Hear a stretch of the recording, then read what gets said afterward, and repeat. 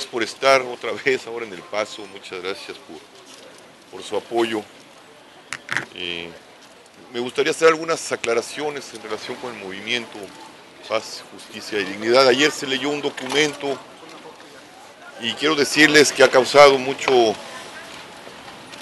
escorzor en muchos sectores. Quiero decirles que ese documento, con excepción de la primera parte que lo expresa lo que se leyó en relación con las mesas, son las relatorías de las mesas, no son el contenido del pacto. El pacto se basa y está en los 6 puntos que se leyeron el 8 de mayo en el Zócalo de la Ciudad de México, que tienen que ver con la exigencia de verdad y justicia, el primero, y que tiene que ver con las víctimas que hemos estado justamente visualizando y exigiendo que se empiecen a hacer justicia y visibilizando que todos estos 40,000 muertos tienen nombre, rostro, apellido, dolor, que claman justicia y familias rotas.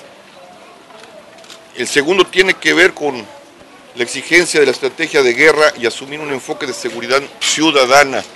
Tiene que ver precisamente con la Ley de Seguridad Nacional, que queremos que se trabaje junto con los ciudadanos y que no sea nada más una ley de seguridad que proteja las instituciones y absolutamente violenta. El tercer punto tiene que ver con exigimos combatir la corrupción y la impunidad, tiene que ver con justamente con esta falta de justicia que se les debe a las víctimas.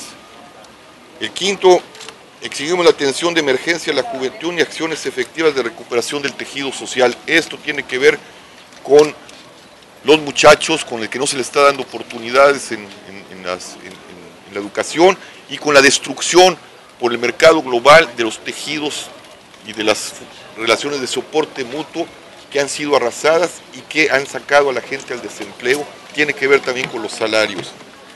Por su último, la sexta, exigimos la democracia participativa,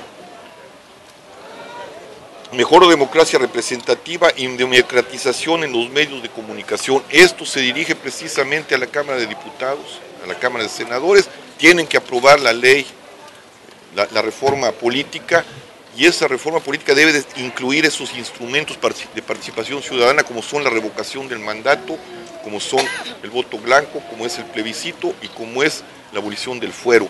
Todo este sistema es un espejo que busca, con todos los actores políticos, desde los partidos políticos hasta el gobierno federal, busca recomponer al mismo Estado, porque las omisiones del Estado nos han dejado sin el suelo suficiente para poder articular la democracia, defenderla y poder llegar a un verdadero Estado de Derecho. Va dirigido a todos los sectores de la clase política y buscamos precisamente presionarlos para que puedan realmente volver a integrarse o integrarse a las demandas ciudadanas. Lo demás, lo que se leyó ayer, tiene que ver con estos puntos, pero con relatorías de lo que se discutió en las mesas de trabajo, que se va a seguir ampliando, que se va a ir haciendo la consulta mucho más amplia, pero el fundamento son estos 6 puntos. Lo demás son discusiones que están en las mesas de trabajo y que reflejan los dolores de la nación, muchos de los pendientes que tiene la nación y que hay que atender, pero que habrá que atender cuando tengamos el mínimo suelo.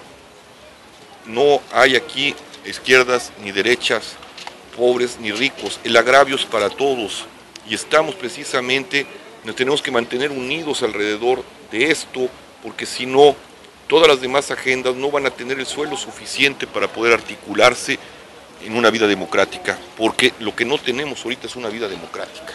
Hay que entender que el lugar donde se hizo estas relatorías y estas mesas de trabajo que caminan en función del pacto es Juárez. Juárez tiene una particularidad, tiene problemas serios con el ejército, es decir, el problema de la seguridad nacional cambia de estado en estado. Pero evidentemente el ejército tiene que salir, pero no ahorita, no sé si me explico. Se tiene que revisar, por eso la Ley de Seguridad Nacional tiene que ser revisada con mucha minucia y hacer propuestas con mucha minucia, teniendo un mapa de la realidad de todo el territorio nacional. No es lo mismo la realidad del ejército en Juárez que en Tamaulipas, no es lo mismo que en Michoacán, o que en Chiapas. Cada estado tiene una relación particular con el ejército. Entonces, Sí, hubo una presión de la demanda por la salida del ejército, que es una demanda de muchos de los grupos de Ciudad Juárez, pues, ¿no? Y por eso está en la relatoría, ¿no? Nosotros sí estamos por la salida del ejército, claro que sí, nunca estuvimos de acuerdo con que el ejército saliera a las calles, pero regresarlo como lo sacaron, así con una irresponsabilidad atroz, pues nos va a generar un problema mayor, ¿no? Estamos pidiendo que se discuta la Ley de Seguridad Nacional, ¿sí?, con estas características, que veamos holísticamente al país, las problemáticas que hay en cada estado con respecto a la seguridad nacional y a la intervención del ejército. No podemos tomar una posición y una decisión, por eso lo digo, la posición rápida, visceral del presidente de sacar al ejército nos ha costado 40,000 víctimas. La posición visceral de sacarlo inmediatamente es llevar esto a otra cosa mucho más terrible. Segundo, Juárez es una particularidad del país, Juárez no es el país entero. ¿Qué se llevan de Ciudad Juárez? Pues mucho consuelo y una fuerza de unidad ciudadana, eso es lo que nos llevamos, consuelo y fuerza de unidad ciudadana. No, es ambos, el consuelo va de ambas partes y la fuerza, la unidad ciudadana va de ambas partes, ¿no? Por favor.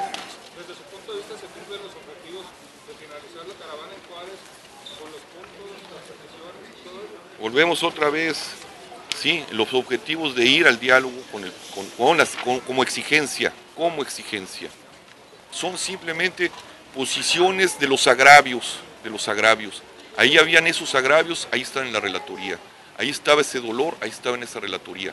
Nada más hay esa relatoría. Yo no quisiera hablar de imposiciones, de nada. Hay muchos agravios en México, mucho de lo que está aquí, pues es real, es muy real, pero no lo podemos subir a la agenda porque no tenemos ni siquiera suelo. Lo que estamos pidiendo es el mínimo suelo. Esos son los 6 puntos que estamos manejando. Sin ese punto, los demás agravios, la controversia democrática, la controversia para resolver esos agravios no tiene sentido, se vuelve Babel. Pero ahí están los agravios en las relatorías. Lo que estamos viendo, lo que vimos aquí en El Paso, es precisamente que hay, además de la criminalización que se ha hecho a las víctimas, una persecución, y por eso los agravios de la demanda de la salida del ejército de Juárez, de persecución e impunidad en la persecución de defensores de derechos humanos. Es decir, Juárez tiene agravios muy graves, muy grandes, y por eso la demanda de ellos es esa, ¿no? Allí hay, y muchos están aquí en El Paso, Texas, iniciados porque los está persiguiendo, porque las relaciones, las relaciones entre la criminalidad, parte del ejército, parte de las autoridades judiciales, está generando este clima que violenta con justa razón a los juarenses. Ese es el problema.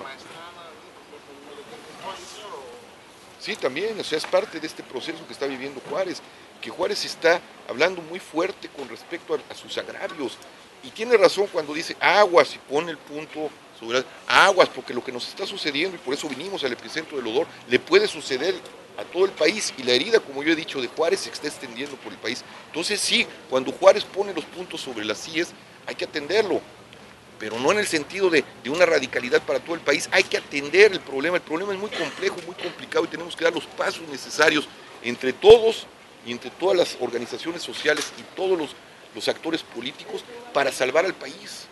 ¿Cuál es la relación política que usted a sus seguidores en el movimiento nacional y sobre todo al movimiento en Juárez busca dejarle para con los 3 niveles de gobierno? Pues que tienen que atender a la ciudadanía, que deje que sus seguidores actúen para con la relación con No, eso cada quien tiene que hacerlo, es decir, yo no soy quien pueda decir ni dirigir. No, pues claro que no, si no tengo ninguna agenda, simplemente estoy visibilizando el mal de este país y diciendo que tenemos que volver a recuperar nuestra dignidad política, que no puede estar separada de la ética, es lo único que estoy diciendo, y que generemos los procesos de dignidad y de lucha, cada quien a su manera, cada quien desde su inventiva, para poder presionar a las autoridades a que se transforme la vida política y que sean responsables de la demanda que le está dando la ciudadanía y de los compromisos que adquirió con ella y con la Constitución. Se ha continuado con la caravana. Cuando salimos a caminar por las carreteras de Cuernavaca, México, y cuando salimos a la caravana recorriendo la ruta del horror y del terror. Con el procurador. Para empezar, eso es resistencia civil. ¿Qué estábamos haciendo? Decirle al gobierno, vamos a nuestras calles y esa seguridad que ustedes le han quitado al pueblo, que no le han dado, la tienen que ejemplificar. Esto es lo que queremos, seguridad. Queremos transitar por nuestra calle. Esa es una forma de la resistencia. Otra forma de la resistencia fue lo que hicimos en Monterrey, cuando llegamos con toda la gente de la plaza a ver al procurador, lo sentamos a las 12 con 9 casos emblemáticos y sacamos bajo esa presión ciudadana que se movieran esos casos que estaban allí atascados, con un emplazamiento para que en un mes nos hablen de los avances. Eso es resistencia. Resistencia es poner las placas en las entradas de los palacios de gobierno. Lo que hicimos con la placa de Marisela es un acto y se los advertimos. Esto vuelve a ser, esto, entiéndanlo, es del pueblo. Ustedes no tienen derecho a quitar esa placa. Si la quitan, se exhiben como criminales. Eso es resistencia.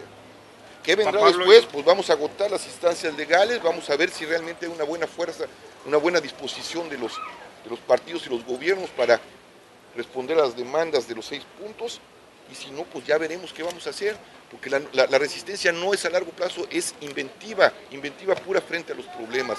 Hay que volver a leer a Gandhi, hay que volver a leer a Luther King para entender este tipo de cosas. Pero el dolor, la base fundamental que marca la necesidad de una transformación ética fundamental para beneficio de todos, eso no tiene ideología. Por eso hablaba de agravio nacional y del dolor de las víctimas que muestran ese agravio nacional.